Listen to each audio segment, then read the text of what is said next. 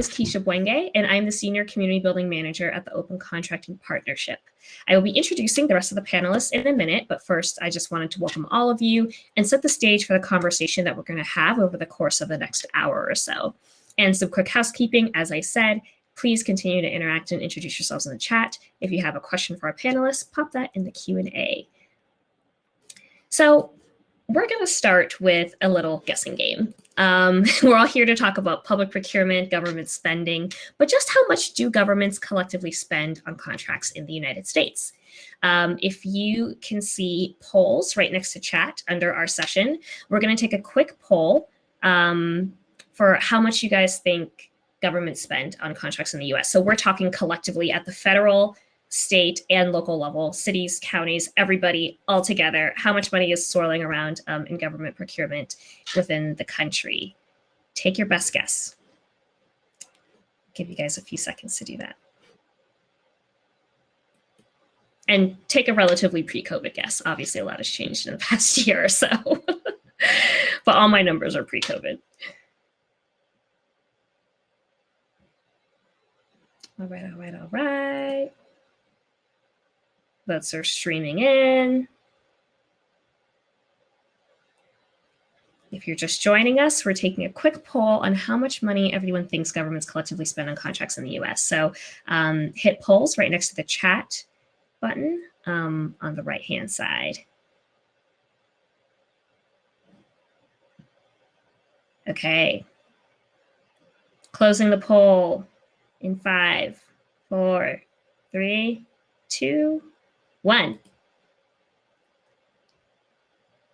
So votes came in hot for $3.5 trillion, which is the correct answer. We had about 19, but some folks also were thinking $5 trillion, which is a little higher. But as you can see here, there's a breakdown by federal, state, and local government contracts. It's about $500 billion by the federal government and about $1.5 trillion by state and local governments. And this is all to say that there's a lot of money in government procurement and therefore a lot of opportunity for the businesses who win these contracts and deliver on the public goods, works, and services that impact our communities. And we just want to drive home that there's such great potential for procurement to be transformative for businesses, for entrepreneurs, for our neighborhoods and our economies. But unfortunately, not everybody gets their fair share of the pie. There are about 1.1 million women-owned businesses and 1 million minority-owned businesses in the US, according to the Census Bureau data.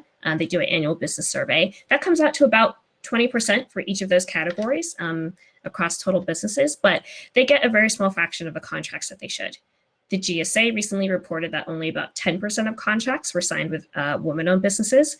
A well-cited study from the New York State Comptroller also shared that based on the percentage of minority-owned businesses in the state who are willing and able to deliver on government contracts, they only got about 55 cents to the dollar of government contracting dollars available. And of course, this is not just a modern occurrence.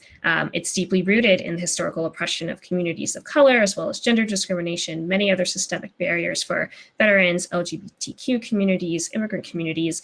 And while the pandemic has disproportionately impacted these very enterprises, long before the crisis, we know that minority and women-owned small businesses have been locked out of opportunities to contract with governments.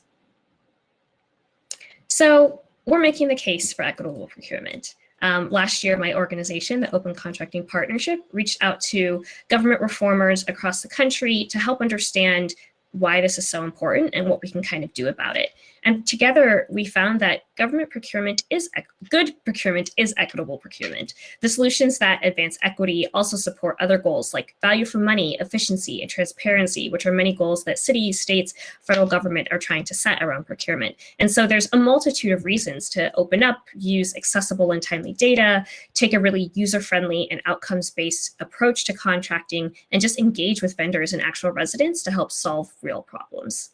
And we also know that the status quo is no longer acceptable. A lot of folks have known this for a long time, but again, the pandemic has really brought to bear a lot of the inequalities within our country. And long-term inequities and biases have put minority and women-owned businesses in an even weaker position to get through the procurement process and survive the economic downturn that we've seen throughout the pandemic. And it's been a rallying cry for a lot of change makers around the country. And we know that if we get this right, closing the racial wealth gap could lead to $325 billion in tax revenues for local governments. And that's money that we can reinvest in our communities with the same principles of inclusivity and equity that helped to sort of close the gap in the first place. So we also know that locally owned small businesses matter. They reduce inequality, they stimulate job creation, they support social cohesion, they have for a long time. And this is something that we need to give even more of a platform for and support to, especially as we try to endure a crisis. And that brings us to what can we do about it?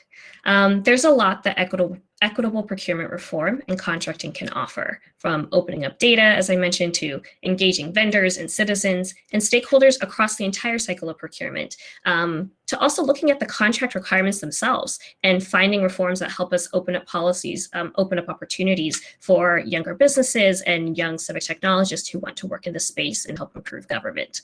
So lucky for all of us, we brought 4 leaders working in procurement to provide us with their insights. And together, we hope to take a deeper dive into how we can sort of collectively break down these barriers, historic and systemic, to getting government contracts, and how to use data and policy to deliver on equity for the businesses and communities that have been underrepresented in this space for a long time and for far too long. So without further ado, introducing our great and inspiring panel of speakers today, we have Michael O, who's a Chief Deputy Director of the Los Angeles County Internal Services Department. We have Shakia Kegler, founder of GovLIA. Lauren Lockwood is a founder and principal at Bloomworks. And David Simeon, who's a Portfolio Director of National Security at Fearless. Welcome, panelists. And I think we can close out our screen share so we can see everybody's faces. Yay, thank you all for joining us today. We're gonna get right into the meat of it. I think that as we were sort of developing this session, we really wanted to say, we're gonna ask the hard questions. And we're gonna ask the hard questions, here we go. So government is often designed to latch on to security, arguably. And while many governments want to actively work toward the equity, as all the things I talked about in the intro, this is not new. But in practice, it can be a challenge for procurement agencies and officers to actually contract with an unknown company or a more junior level technologist that they haven't worked with before. But this sort of risk is often key in order for local, smaller, younger, and many minority and women-owned businesses to enter the space of government procurement and bring their innovations to the table. So for folks in this room, how do we know it won't go wrong? What are these fears rooted in? And how do we sort of, bust the myth of what's safe and what's risky as we look at government procurement? And maybe we'll start with Lauren. Hi, thanks, Keisha, and it's great to be with everyone. I think looking at this issue, I think one of the constant struggles for anybody who's working in or around procurement is really that it doesn't seem to be very widely acknowledged that the status quo is not working. And so I think a lot of times when people are thinking about risk, what's risky in terms of working with small companies or diverse and minority-owned businesses, they're weighing it against what they, I think there's sort of a false perception that the status quo is without risk. And we know there's good research now that the vast majority of large IT projects fail and waste millions and trillions of dollars each year on failed government technology efforts. So I think that is that's sort of like the table stakes acknowledgement that needs to happen before really any conversation about risk after that. Totally. Shakia, I saw you nodding along. Some thoughts? Yeah.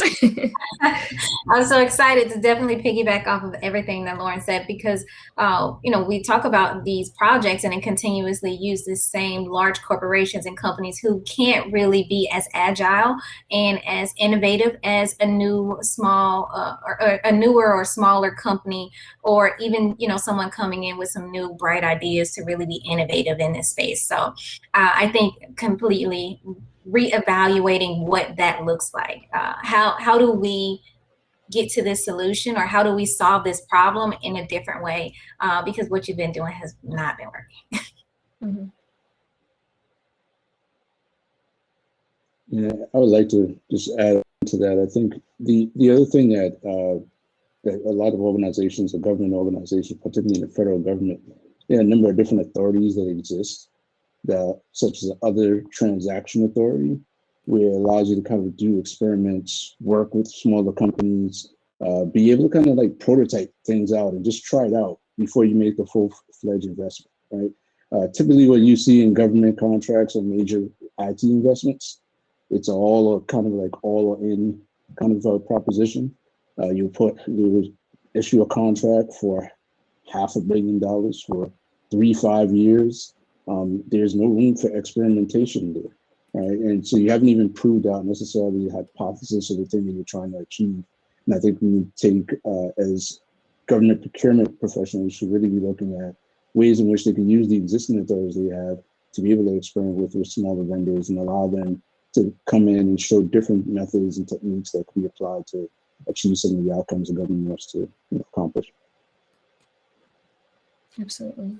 Yeah, and just to piggyback off of what David was saying, I think there's also this, being a government procurement professional myself, I think there is a sort of hesitation to try something new because you don't really get criticized for the status quo, right? You don't necessarily get that blowback if you just continue to do what you've always done. And I think that there has to be some culture change within the profession and within actually the public in terms of our expectations of public procurement professionals to say, hey, it's okay to try something new. It's okay to set up maybe like a startup bench, right? To see what's out there. It's okay to use your discretionary authority to try newer companies, diverse companies, without getting what we would consider undue criticism or some of that blowback that would prevent that kind of behavior in the future. And I think and just to a friendly amendment to Lauren's point, I think there is a very big groundswell and momentum around the dissatisfaction with the status quo. I think end users, the public, people who are in the operating areas, as well as public procurement professionals know that this is not sustainable, what we have. And I'm hoping that what ends up happening is actually a better model, but we also have to be all in on making sure that that does happen. You have to be intentional about that. Yeah. And building off of that, Michael, I mean, a lot of that groundswell has come out of the COVID-19 crisis, and you had to adapt really quickly to sort of try to meet community needs during the pandemic in Los Angeles County and leading procurement at the county level. As we look towards potential recovery in the face of budget cuts, but also, huge investments coming in at the federal level, how can local governments continue to sort of prioritize and implement like going all in for equitable procurement? And I think definitely the pandemic has heightened that scrutiny and sort of the barriers that exist, like all of the things that you usually may have been sort of like medium level issues have become much higher level issues. I'm also just personality wise, I think I'm predisposed to action. So, there's a cost to doing something, there's a cost to not doing something, right? And I think that's again, just going back to sort of the culture change that needs to happen in government, I think we have to kind of think about that. What is it that we want to incentivize? And when there's a crisis, when there's something like this, where we have to be responsive and we know we can't kind of sit on, just allow inertia to sort of carry us. I think this is actually the perfect time to really develop some strategies, especially at the local level, to change the way that we do business. And I mean, like, really change. Whether it's technology, whether it's our process. And I focus on those two things because I think those are two huge levelers that we have in our toolkit as government professionals, even without getting new money, although that's potentially coming too, right?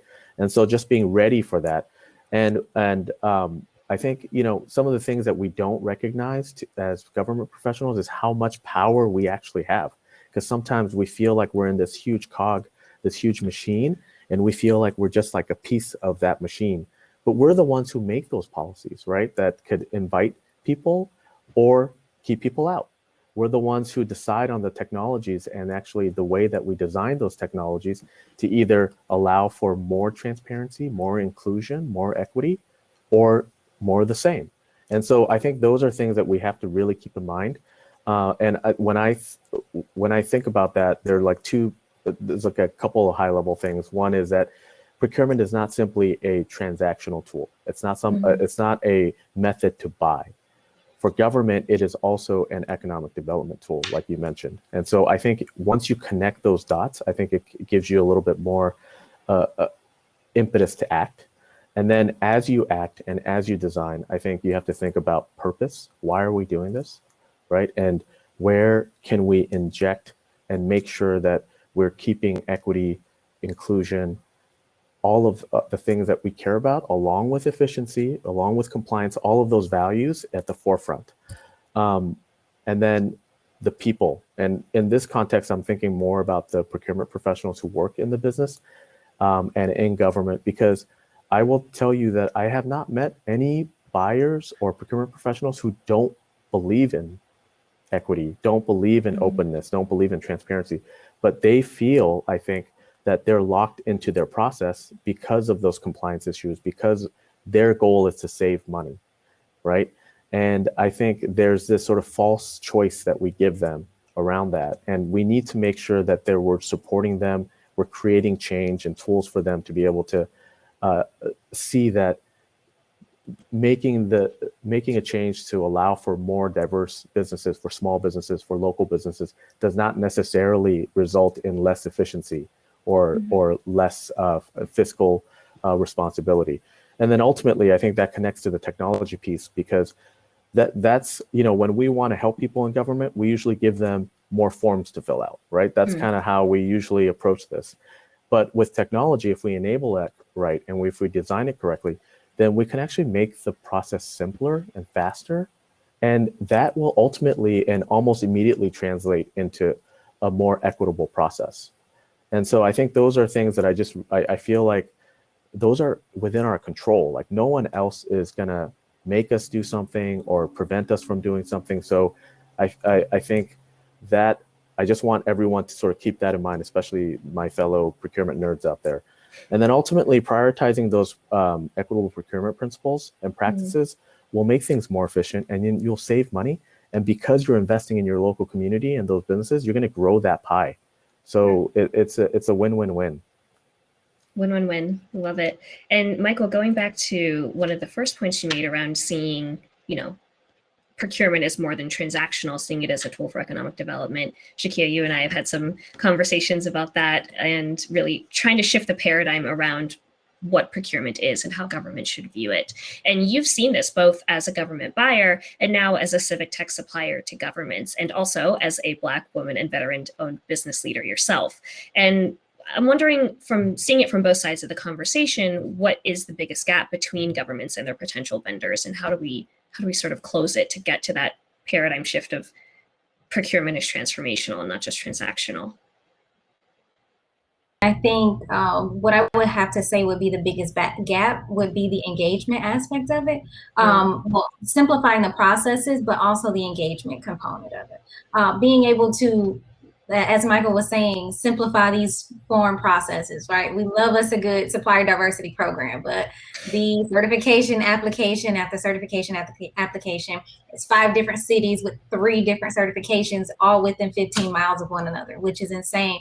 But for us, we think it's also that engagement aspect of it, because some people don't know that you don't have to have a certification to do business with the government. So we push this information out, but we only give you a small carrot and we're dangling it, right? So that engagement and that educational component of it really would be able to bridge that gap between communities. And that's some of the work that we're doing, simplifying processes, but also focusing on really in creating tools that provide more of an engaging process that not only connects the government and the small businesses, but also those prime contractors that they have opportunity to do some subcontracting work with, or with another small business that they could potentially partner with on a joint venture or some type of joint opportunity. So just really keeping in mind that it's more of an ecosystem as opposed to, that transaction, here's this, here's that.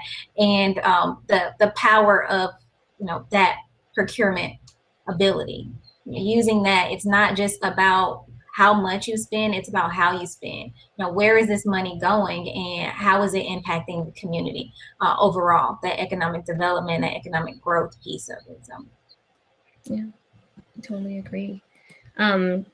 You brought up in like a little bit as well, certification sort of being a cumbersome process for minority and women-owned businesses. It can be expensive, and we're still sort of gathering data on the ability of certification programs to help build that more holistic economic inclusion and development in our neighborhoods. So question to all of you, or anyone who'd like to answer, how might they be changed to be easier and more effective? Shakia and Michael, you touched on this. And what are alternatives? Certification doesn't work. I'll just jump in and say, having worked in government for many years and then been on that side of the procurement table, and now as a woman-owned small business on this side, it has been really eye-opening for us in terms of how absurd the process is to get certified as a woman-owned business, and how many different authorities you have to work with in order to make that happen. And so it does feel like just bonkers that you're getting certified by the SBA, and then you're also having to get separate certifications for every municipality, every county, every state that you're working with. And there are some certification providers that are like broader, but each of them costs a lot of money and it's annual. And in many situations, you have to do that certification before you respond to the RFPs. And so it's sort of asking a really absurd amount for small businesses to go through that process in the hopes of someday working with a municipality. And it, I think in the end, leads to not only those businesses not having those opportunities, but also the not having very much visibility into who you're working with. Because if we were to apply for something, we would not say that we are a certified woman-owned business in, for example, the state of Pennsylvania, because we're not technically certified there as that. So it's really, I think it causes a lot of ripple effects throughout the system.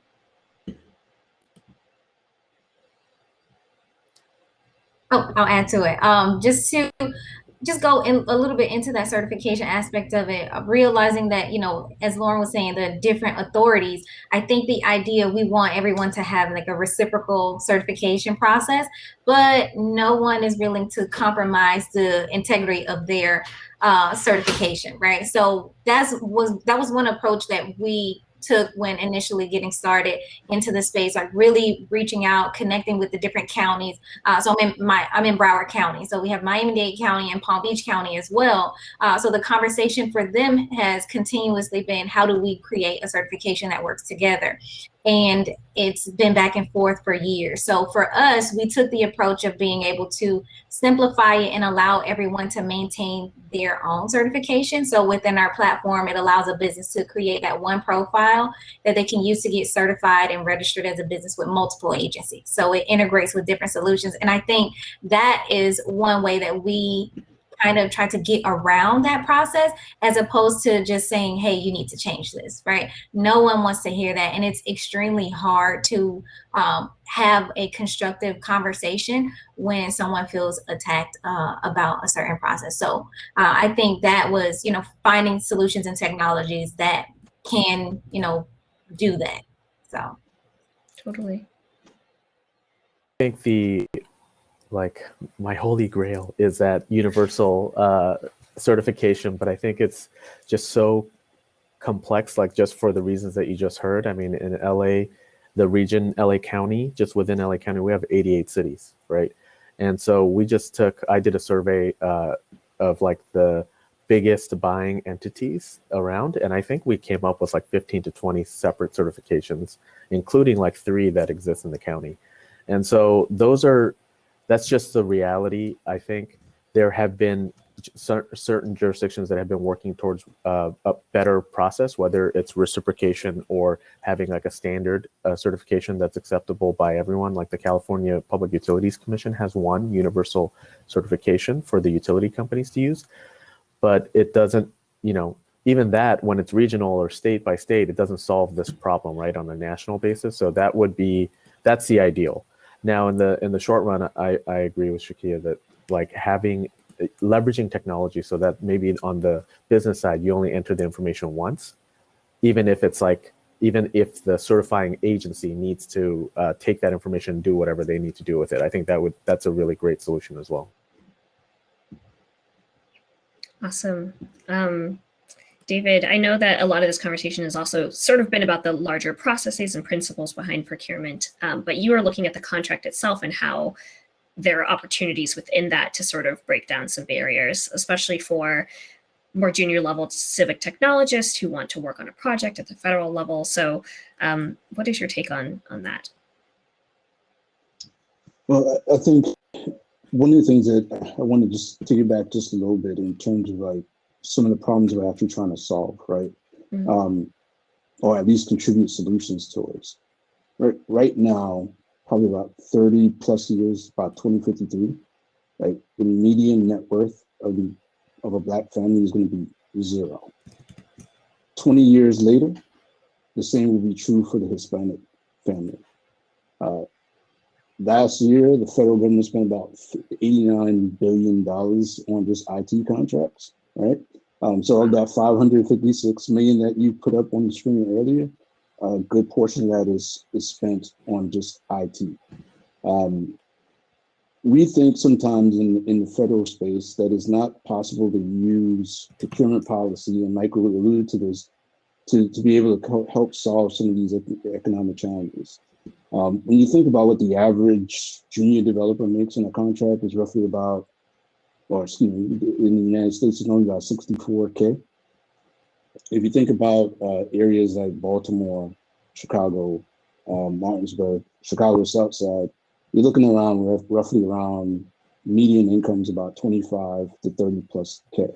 When you think about government contracting and how they can affect that, we have set asides like hub zones, which essentially where you use historically underutilized business zones, where the government is supposed to have a 3% set aside to be able to invest or award contracts to companies within those areas. But there isn't anything in those contracts that necessarily incentivizes, outside of just making sure that people live in the area, there's nothing incentivizing them to actually help bring people up in terms of their income and their ability to be able to accumulate wealth and pass that on to future generations. So one of the things we could look at as a good example of where government actually did something like this in the past. Many of you may not, I won't say many, I will say some of you may not recall, but in like 1997, President Clinton had the Welfare to Work program.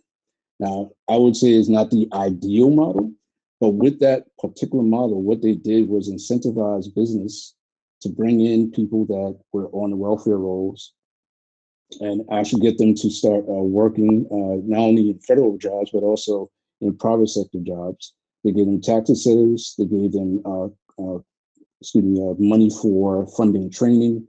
And even the federal government, they hired 17,000 people within the federal government from the welfare to work roles, and a lot of those people are still within government.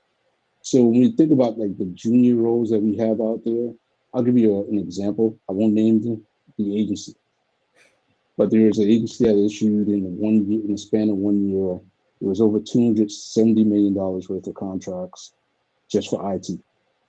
That represented 240 people on those contracts. Roughly about 33% of those people were junior people. Those junior people had to have a computer science degree and 2-3 years of experience. Reality is that now most folks coming out of a boot camp have the necessary skills to be able to actually do some of the lower level work on a contract, and government could actually help bring some of those people along. If we take that small example, with 32% of those folks were able, let's say half of that number, let's say 42 of those people were able to get were brought in from a boot camp through programs that we work with a company called Catalyte that actually recruits kids out of like Baltimore City schools and trains them in IT where they don't have to go the normal route. And they're giving them the opportunity to get into these types of technology. Those folks, you're talking about, I think roughly probably about almost $1 million. And if you apply that across federal government, you're talking about billions of dollars worth of money being reinvested in these types of communities that need the investment. whether it be racial wealth disparities, it's also geographical wealth disparities that could be addressed by looking at this problem a little bit more holistically and realizing that government procurement does have the ability to not fix, but at least address some of the challenges that are going to really, when you think about it, 2053 is not that far away, right? Like 33 years, and there'll be a majority minority country. Imagine what happens when the majority of your country is struggling and what that does to your society. So I think it's really a critical problem to solve, and one of the reasons why we need to look at this as not just like the business side of it, but also how do we start affecting individuals as well and helping them, uplift them, so they have the ability to compete in the future. Totally. This actually ties in with, I know we're not in the Q&A yet, but I am going to pull a question out of the Q&A section where someone sort of asked, are government vendors less diverse in the government? And if so, is the primary way to improve equity in procurement for the government to do more work itself rather than procure services? And, you know, I'm talking to a group of women and people of color who have all worked in government, and some of you are now working outside of it.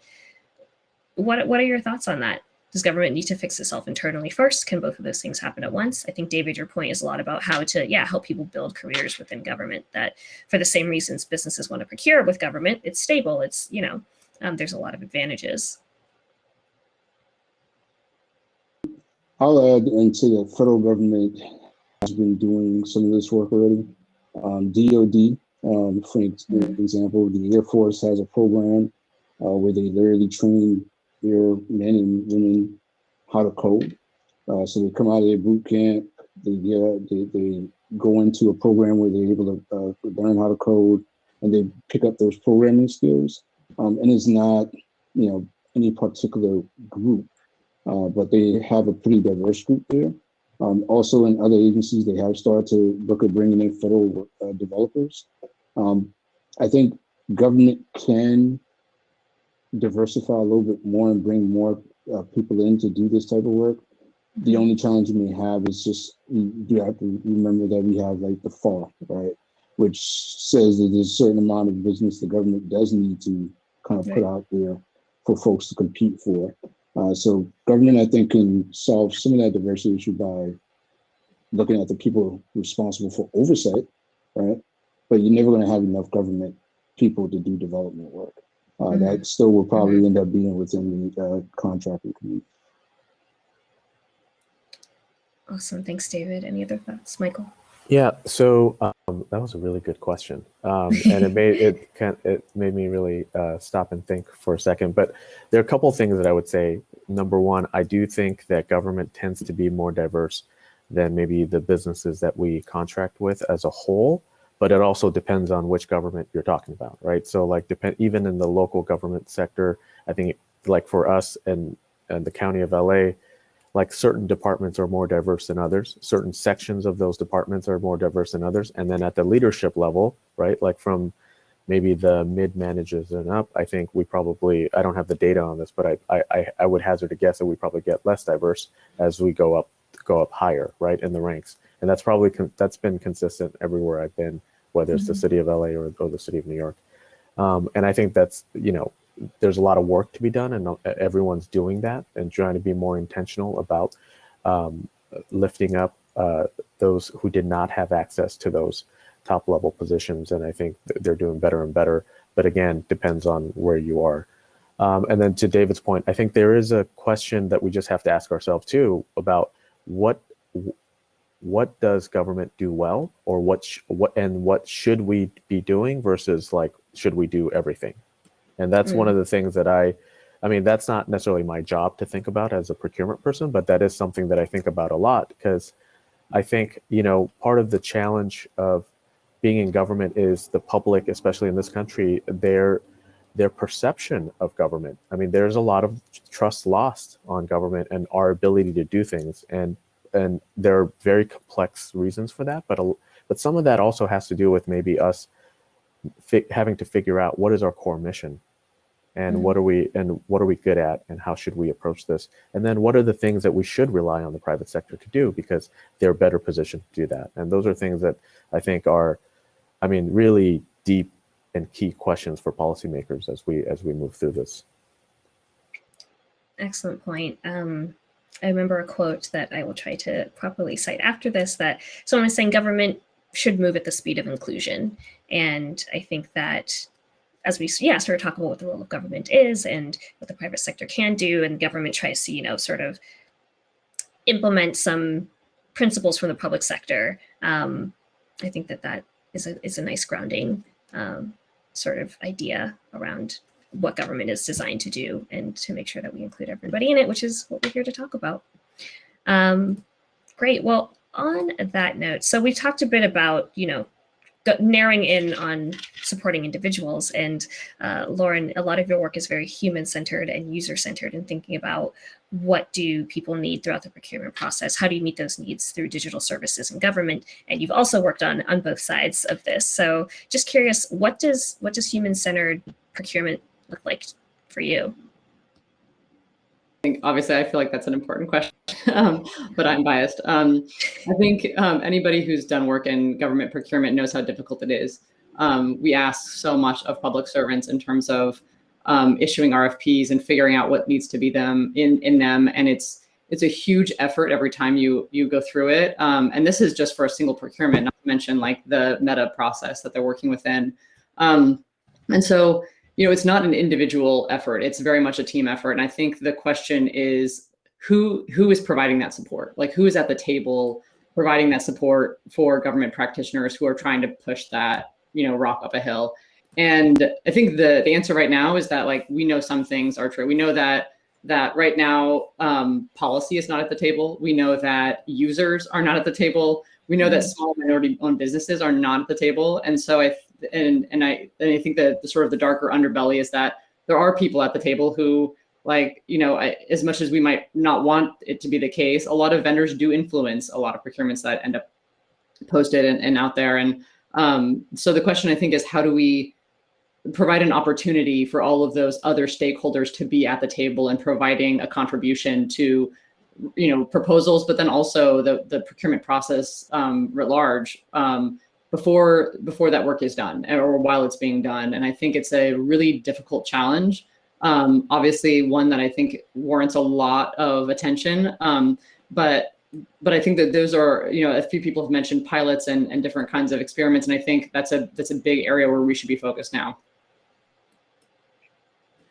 Agreed. And honestly, it brings us quite smoothly into some of our Q&A questions. I think folks are really hungry for some strong examples of where these pilots have worked, where this human-centered design has been approached, and if there are local examples from Alex, where anyone has really moved the needle on supplier diversity. Do any of you have some thoughts on that? When I was in New York City, I think my first year as the chief procurement officer, our percentage of addressable spend going to minority and women-owned businesses was at 8%. Just not changing anything. Like, we actually had a strategy to advocate for legal change in New York City at the time. There was actually a case law that prevented us from doing preference programs for MWBEs. And so there were a lot of restrictions. But we did do a good job, like, exposing the data, talking about it. We had some outreach programs, we had small business support programs, but there was not really, I would say, an emphasis on the buying side about how much we can do, right? Just within the restrictions that we had. And that first year, I think we implemented like a quarterly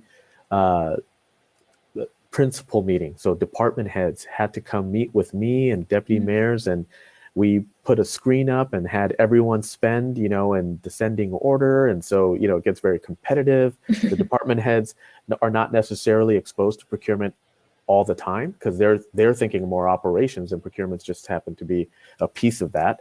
And so they had to come and see that. And then now they're looking around going, who do I have to talk to make sure I don't end up on the bottom of that list anymore?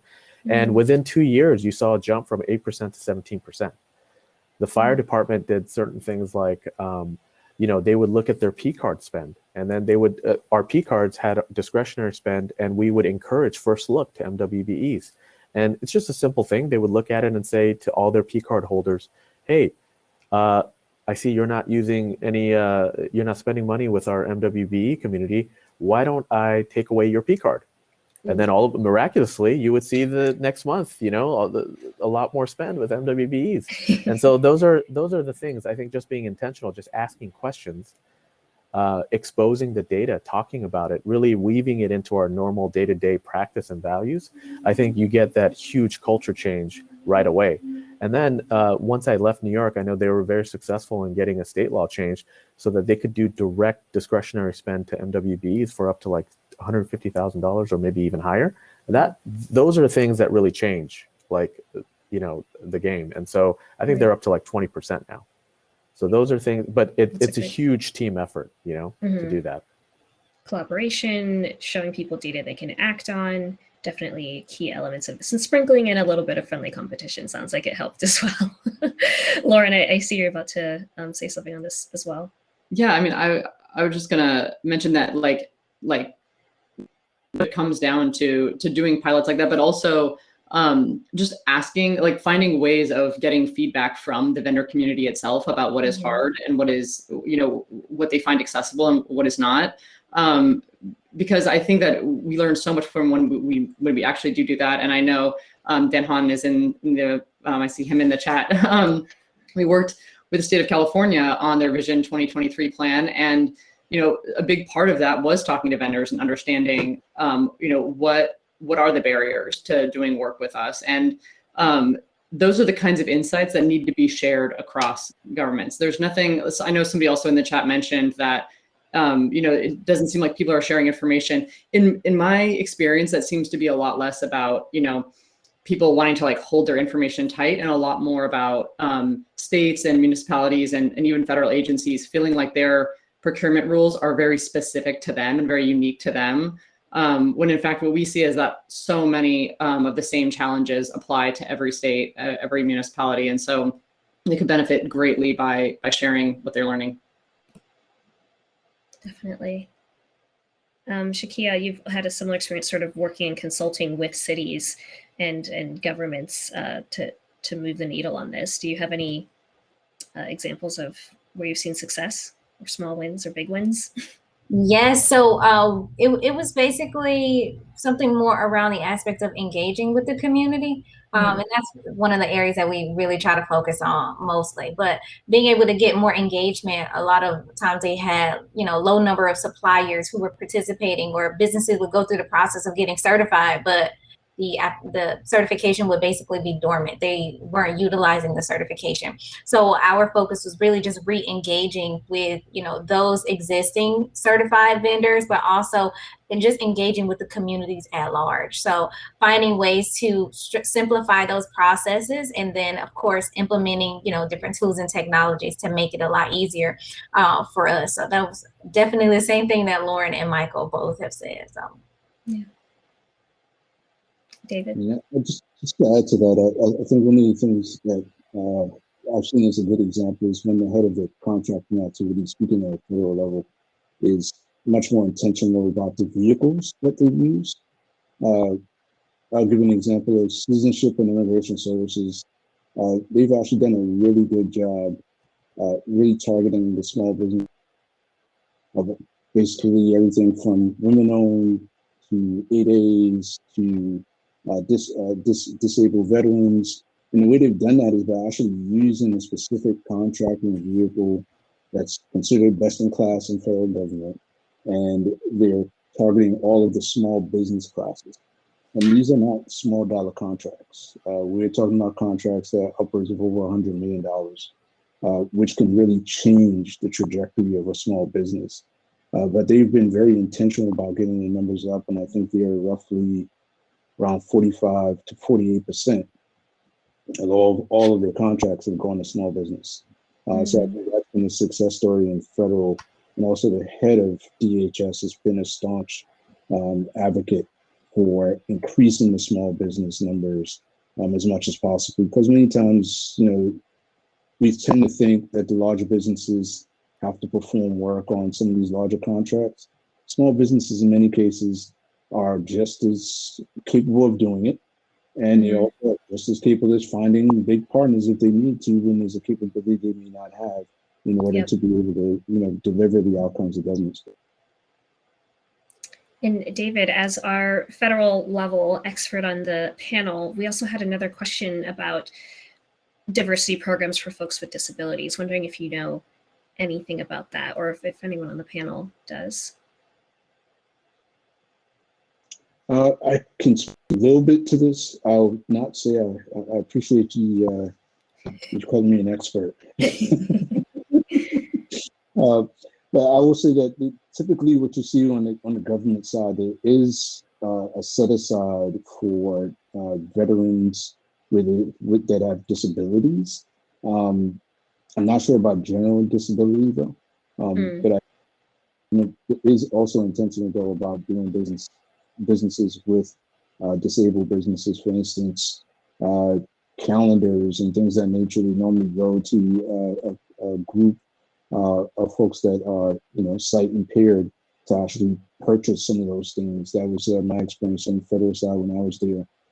It wasn't necessarily produced by, a large manufacturing firm. It actually was produced by folks that have sight impairments.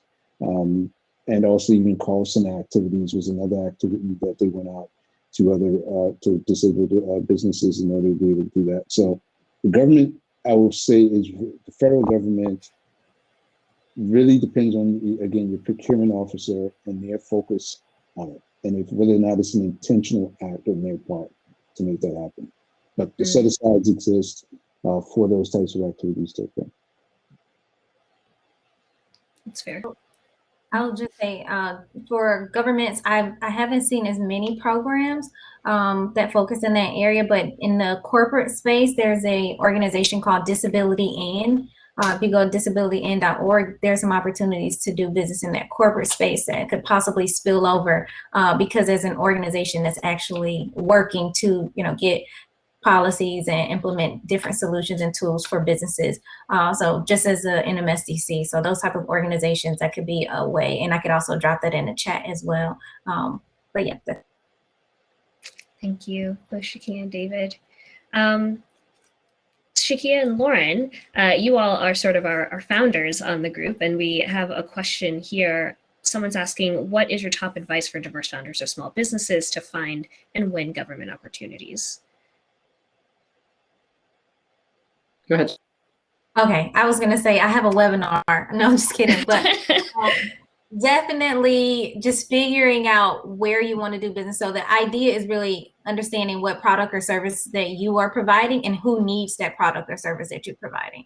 A lot of times we usually just understand the process of finding RFPs and responding to them, but most of the time you need to be proactive. So figuring out who needs the products or services that you are particularly buying. So who, within that department at that government agency, would you reach out to potentially do some business with them? And that's usually how we have been doing it, reaching out to different economic development, and we reach out to procurement sometimes, but they get a lot of phone calls. So we usually reach out to economic development or supplier diversity department or Office of Economic Inclusion. So those figuring out who needs the products or the services or whatever your business provide, and then connect with them, build rapport to really figure out about these opportunities, because there could be some work that you can go after without bidding on contracts, and those are the ones that I kind of try to focus on a lot more.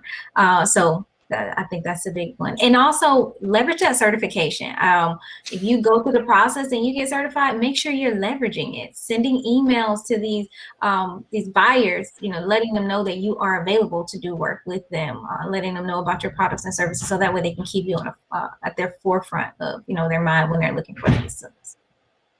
Yeah, I would plus one to that, Shakia, and I would just add on, I think the part that feels a little bit disappointing, I think, is that you see how network driven this whole process is. As much as there's this image that procurement is fair, and because there's so much process and evaluation around it, I think that anyone who's in there knows that it's a lot about who and who's aware of your services and things like that, which is great for some groups, but I think is just yet another reason why it's very difficult for small minority-owned businesses to break into this space. And so I think, for us, a big piece of growth has been working with other companies. So we are not sort of like, we end up working a lot with different groups like New America or different companies on bids. And I know there's some chat in the chat window here about like primes and subs, and that is honestly, being a sub is a great entry point into a project because there's so much overhead right now in terms of just responding to proposals. And so if you can work with a prime who can take on a lot of that work, that's a really valuable way of getting access to the work without and building up past performance. But like some people have pointed out here, like it can often feel like somebody like a prime will approach you as a smaller woman, minority or woman-owned business, and like want you to be that charm on their charm bracelet, and it feels yuck. And so it's hard to be able to navigate that space and figure out like which primes are really worth working with. Yeah. An open question to all of you, building off of that a little bit, and leveraging that certification, as you said, Shakia. Are there good examples of registration and onboarding for disadvantaged businesses that any of y'all have seen from either side of the aisle? You have a second to think about it. WA, by the way, has a very nice, simple, easy registration process. But no, for some agencies who I've done some business with, they'll have a simple process for certification, but most of the time it's been using, the larger, those larger solutions that it takes like 5 pages of information before you get through it. So I can't really do too much to that, but I just want to throw a nice plug for WA. That's it. The LA County, our county's certification platform is pretty, I would say, like nothing's easy. Let's put that out there, right? Like, but it's one of the better design ones in terms of user friendliness. Our department, the LA County Department of Consumer and Business Affairs, has done a really good job, I think, thinking through that experience. I think just going back to like, I just want to make sure that we are all sort of aware, right, that like the certification is not an end to itself. And that's Right. the other thing that I want to make sure that everyone understands. It is up to us on the government side, but also on the business side to make sure that we leverage that appropriately. And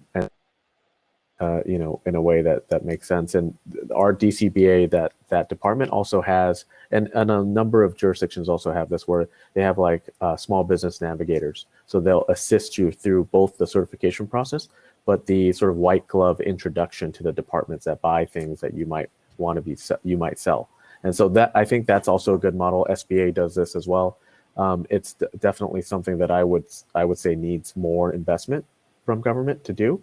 But it is one of those things that exists. And if you don't know that, please hit us up and then we'll make sure that you get linked to the right places for them. Yeah, I can't, being working with federal government for 22 years, I can't say that I actually saw a process that was easy from the certification perspective. I do think some of the work we've done, like on the field side, we're working with SBA with trying to make the education process a little bit easier. Is one of the things that is helpful. I think to Michael's point, SBA has great resources out there. Another thing to piggyback on Michael's point, most of these agencies actually have small business liaisons or small business advocates, and working with those offices, they can get you introductions. To Lauren's point, I think the other piece of this is you do have to remember that relationships do come into play when we're talking about procurement. Getting into events and things, and all of that stuff actually does matter.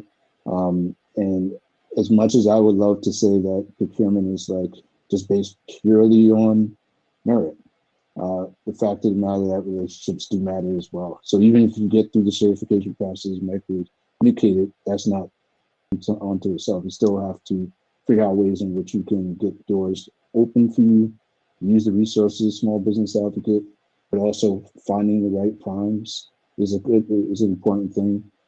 So making sure that you know where you have opportunities as well in relationships, and then figuring out how to leverage primes that will help you, be able to qualify, get that business, but at the same time allow you to open other doors as well. So yeah, it's definitely not an easy road to navigate. But that's why we have Govria and Shakia to help with that. I know we talked about this a bit before in our prep call that like sometimes the vendor fairs, the supplier fairs are not always it or not always enough. And governments on both ends could do a bit more outreach. And that sort of brings me to, I know we only have a few minutes left, so I'll just take a couple more questions. But thinking of certification, obviously, yeah, as Michael said, not the end, more of means to an end, trying to think of certification beyond the transaction again. And a couple of folks brought up how to go deeper than that. One person said, ownership is one element of improving diversity, but, is there opportunities for us to evaluate governance diversity? Who's on the board? Who's in key leadership positions? And also thinking about how can governments support small businesses in professional development, business development for earlier stage POC and women-owned businesses who want to, get to the point of engaging in the RFP process. So opening the floor to that. Yeah, so for those side, definitely I've seen DHS really taking a real interest in. And I keep talking about DHS because even though they definitely a lot of things not necessarily that I would agree with that occur there are a number of things they're doing from a procurement perspective where they do like industry days, they do reverse industry days directly targeted at small businesses. They talk about performance-based kind of contracting and do sessions with their chief procurement people and have small business come to those events and ask questions. I think in a lot of ways it's the outreach that needs to occur. I think the State Department eventually will get there. And I know I'm talking a lot about federal, but that's my space. I do think the federal government is starting to do more of that outreach, and it would be so across more departments, and that will help with some of those challenges.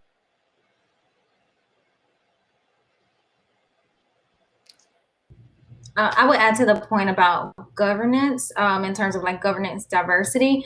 It would really just depend on, the overall makeup of that organization, not just the diversity of their leadership, because we know, for example, minority-owned businesses, more particularly Black-owned businesses, employers hire a lot more African Americans as opposed to just having someone on a board, but their team is still not as diverse as they're making it out to be, but they're taking the opportunities away from another business.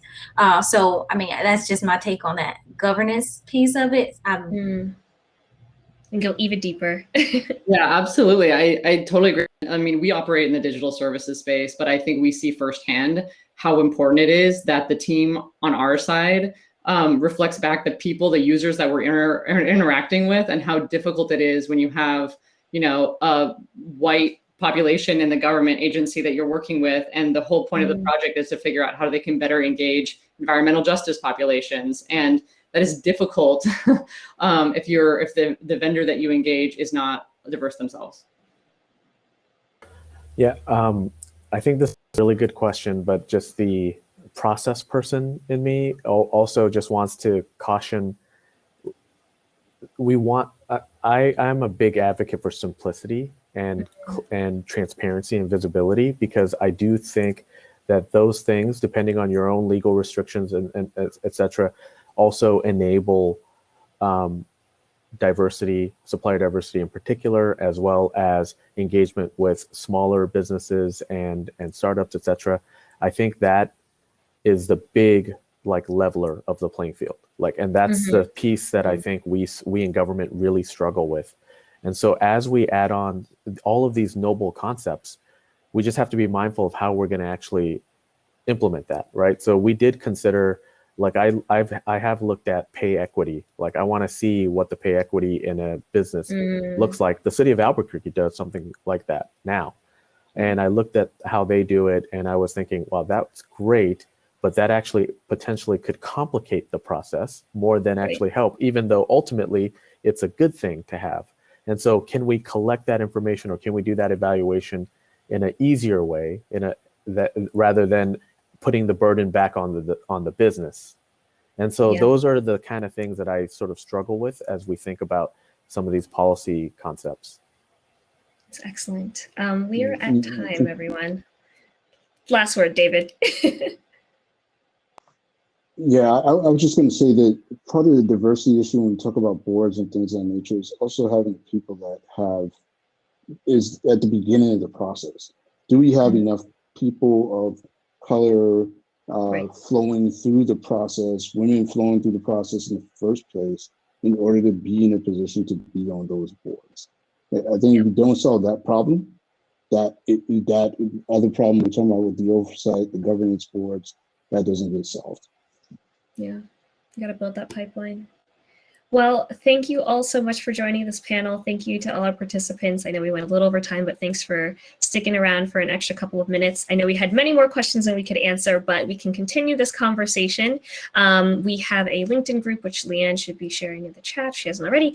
Sorry, lost my eye on it. And we have some recent reports that you can look to. And also, please feel free to email me, kboinge@opencontracting.org, if you would like to discuss this further, or if you would like to, get in touch with any of our panelists today. So thanks again for a great discussion, and keep doing the good work.